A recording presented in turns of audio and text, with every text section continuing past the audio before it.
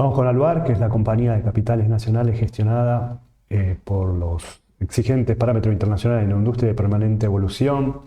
Desde sus inicios triplicó la capacidad de producción de aluminio, es una de las pocas plantas de aluminio que hay en Latinoamérica y una de las más grandes. Exporta a países como Estados Unidos, Brasil, Japón, Alemania, entre otros. En la división primaria, en la mayor parte de operaciones de Alvar, con una capacidad de producción 460 de alrededor de una capacidad de 460.000 toneladas anuales en su planta de Puerto Madryn. A su vez tiene la división de elaborados que está creciendo bastante por los FOE, por los extraídos, todo lo que es envase de aluminios y de puertas y demás, sobre todo los laminados gruesos, tiene 35.000 toneladas anuales. Em,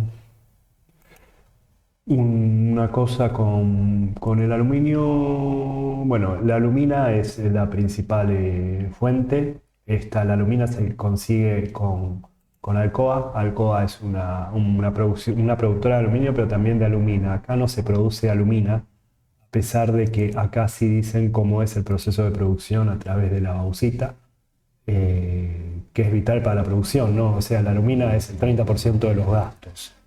Después, el 8 de mayo informaron que ya empezaron los traslados de los tramos de las torres y otros componentes para los 18 generadores para la cuarta etapa del parque eólico Aluar, donde se va a sumar 81 megawatts más de potencia a los 165, es decir, un poco menos del 50%. La etapa 1, 2 y 3 ya se encuentran funcionando y esto estará para fin de año más o menos, o principios del año que viene. Después, bueno, hicieron una audiencia pública ambiental del proyecto Parque Solar en Puerto Madryn. Hay un documento enorme, la cual, bueno, 446 páginas, lo cual eh, expone que tiene bajo impacto ambiental y se considera técnicamente, económicamente y ambientalmente viable y compatible, considerado el entorno en que se desarrollará. Este es un proyecto muy ambicioso donde, bueno, va a ver qué onda el primer parque de solar en Puerto Madryn, ¿no? De hecho, hay pruebas pilotos. Y una cosa más que lo vi, mm, hay mucho material, de los cuales digo un par de cosas. Bueno, recordemos que China es el primer productor de aluminio con un 57% del total del aluminio que se fabrica. Estas son las importaciones, esta es la revista de aluminio y esto es lo que quería hacer. Laminados gruesos es desde el año 98, en los últimos más o menos 25 años, es el único que mantuvo una tendencia ascendente. Todos los demás lateralizaron, sea el foil, sea el extruido, sea el alambrón, fundido. Es decir, que no hay mucha variabilidad o mucha, por esa experiencia de que las toneladas hayan aumentado. Pero el único que es el laminado grueso, que es para las puertas, ¿por qué? Porque las construcciones son diferentes y se hacen mucho más puertas de aluminio que de madera o de otro material. Bueno, ahora sí vamos a los números con Alvar. El ejercicio 2022-2023 acumula un saldo positivo de 17.559 millones, siendo un 54,7% menor al año pasado. El tercer trimestre, pues, arranca en julio. En particular da 3.461 millones, una baja de casi el 60% respecto al tercer trimestre del año pasado individualmente, por tipo de cambio no compensado con la inflación, que es la excusa que dan, bueno, la excusa, no es la excusa, sino también que, bueno, la mayoría es el aluminio crudo y además el dólar no estuvo a la altura de la inflación. El precio del aluminio crudo está muy bajo respecto a lo que fue el año pasado. Bueno, viendo esto, vemos que hay una mejora en lo que es en estos últimos tres trimestres, en el último trimestre, en ventas por lo menos, no en sí lo que es el total, de un trimestre comparado con el otro, sobre todo por mayores gastos. Y bueno, el resultado del periodo es más del 50% o menos del 50% del año pasado.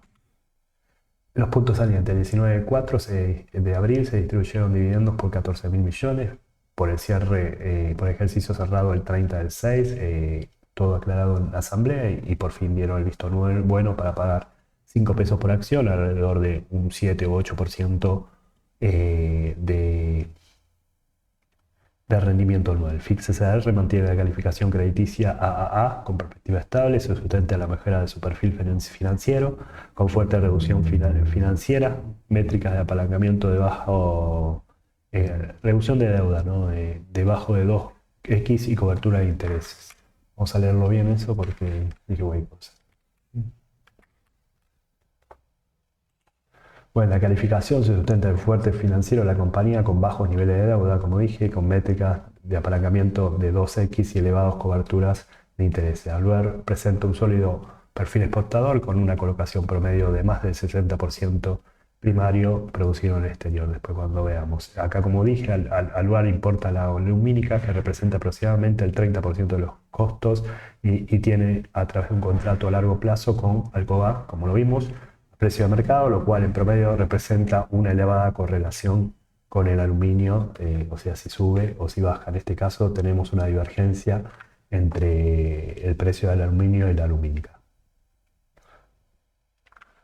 Los ingresos por venta suman 192.200 millones, una baja del 9% respecto al año pasado. Los costos de venta, por su parte, suman 157.200 millones, una suba del 8,4% interanual. El margen de EBITDA sobre ventas da 17,5%, el año pasado daba casi 15 puntos porcentuales más, es un montón. Las existencias registradas son de 147.700 millones, una suba del 10,1% en el inicio de ejercicio. Al tercer trimestre del 2021-2022, la suba fue del 21,2%. El precio del aluminio al 31 del 3 era de 2.337, el 31 del 3 de este año, la tonelada, siendo un 32,3% menor que al cierre del tercer trimestre del 2021-2022, es decir, 3.450 dólares la tonelada. El principal insumo en lo que va del trimestre, la alumínica, arrancó 330 toneladas y subió hasta 362,8 dólares la tonelada, es decir, un 10%. Como dije, una divergencia entre el tránsito del precio del aluminio con la alumínica.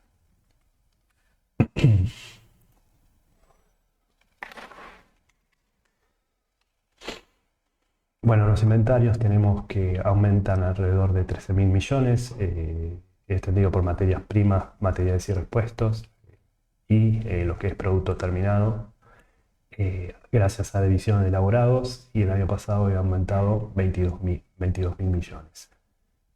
Respecto a lo que es los precios de la materia prima, dijimos 330 y ha llegado a topes de 370 más o menos, cerrando 362,8, es decir, aumentando alrededor del 10% respecto al inicio del periodo del trimestre.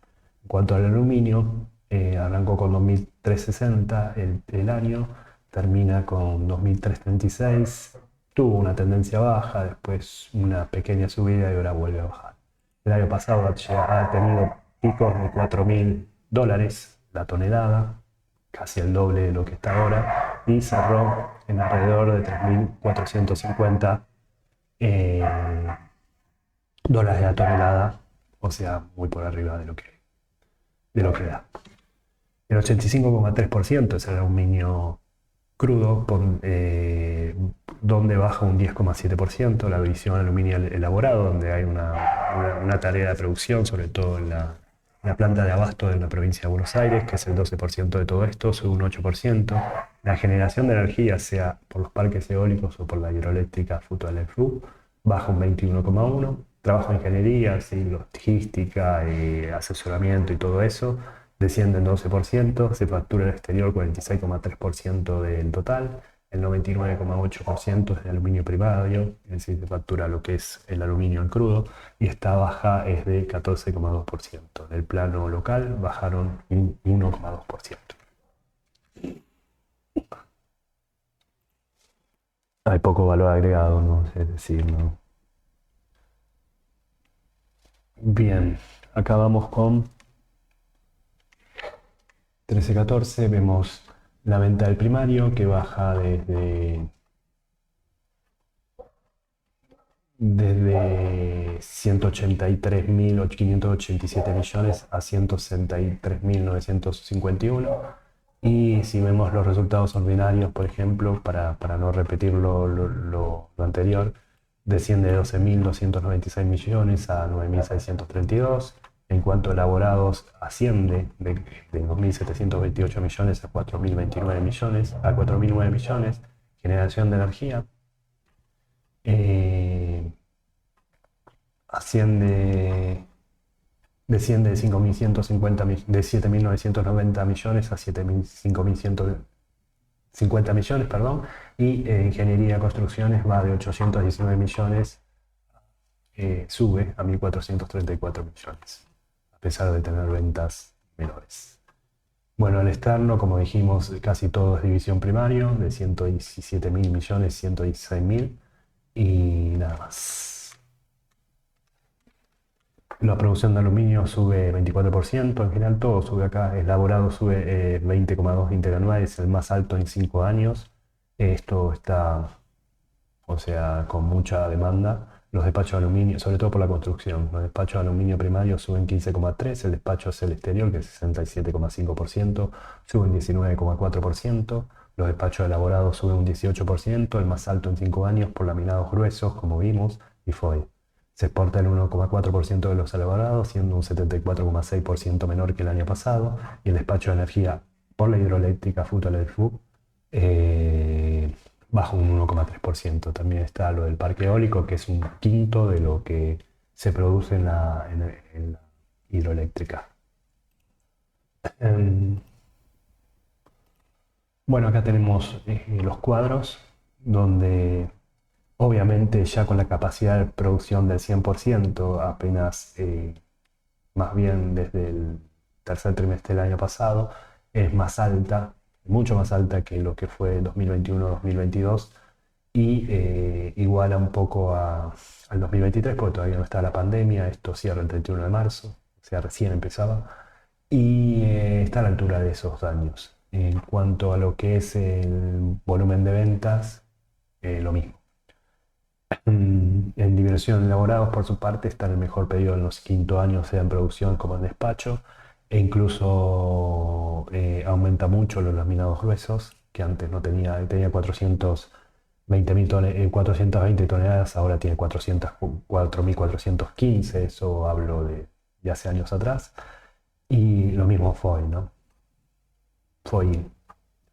Y el volumen de producción de la hidroeléctrica está a niveles bajos. Esto se da porque se está utilizando más los parques eólicos y la térmica. Los gastos por naturaleza dan 80.788 millones, un ahorro del 2%. Los sueldos y jornales, que es el 22,4% de ponderación de los gastos, suben 7,6%. Los honorarios por servicio, que es el 23% de los gastos, suben 6,8%. Este es el recurso humano de los gastos, ¿no? Y gastos generales bajan un 3,7%.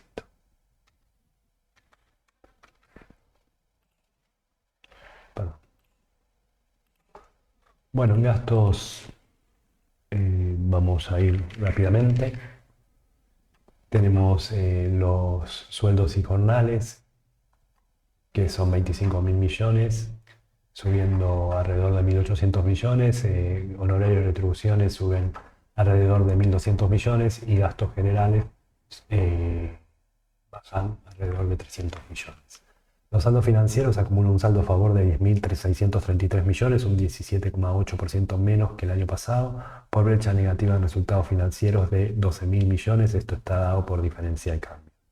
Los pasivos financieros dan 78.078 millones, siendo un 27,2% mayor al inicio del ejercicio. Esto es por emisiones de deuda. La exposición monetaria en moneda extranjera da 53.729 millones de déficit y aumenta el mismo en 57,8% por reducción en cuentas comerciales por cobrar, que forma parte del activo corriente. O no, puede ser no corriente. El flujo de efectivo da 12.072 millones, un 60% menor que el año pasado. Esto es porque se han pagado impuestos a la ganancia.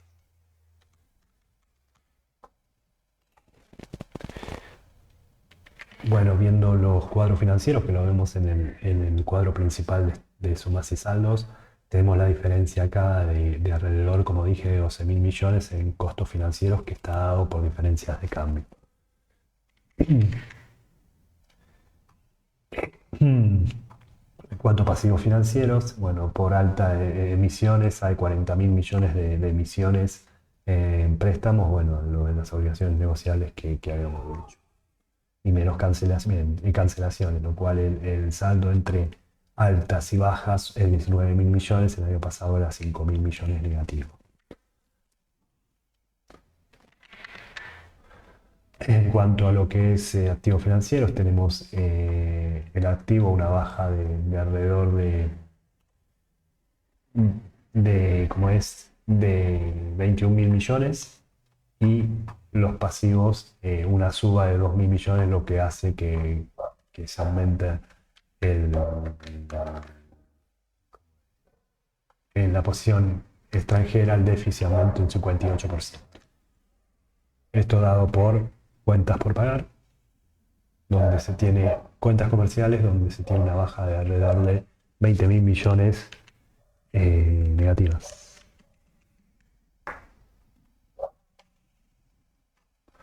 Acá se ven deudores comunes, justamente refleja esa baja del activo en moneda extranjera. Y terminando esto, bueno, hay una baja del efectivo de alrededor de 18.000 millones, con una disminución del flujo de fondos de 20.000 millones que se equivale o es paralelo al pago de impuesto a las ganancias por 20.100 millones de pesos.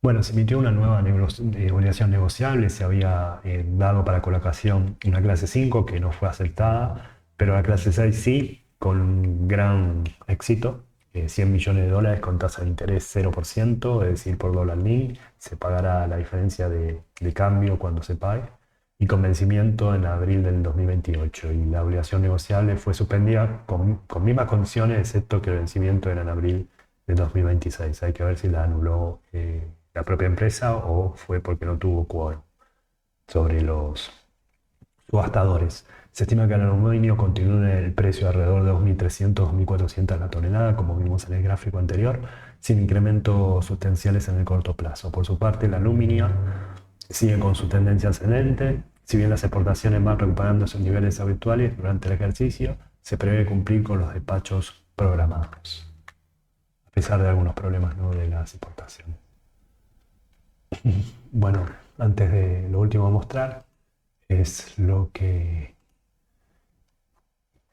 la emisión, como ven acá, la serie 5 se suspendió, el monto ofertado fue de 111 millones de dólares, o sea, 11% más de lo que se emitió como valor nominal, y el tipo de cambio fue 18.93 por cada dólar. Acá la fecha de pago, la a dar. Y el prorrateo, no, la fecha de pago de capital será al vencimiento.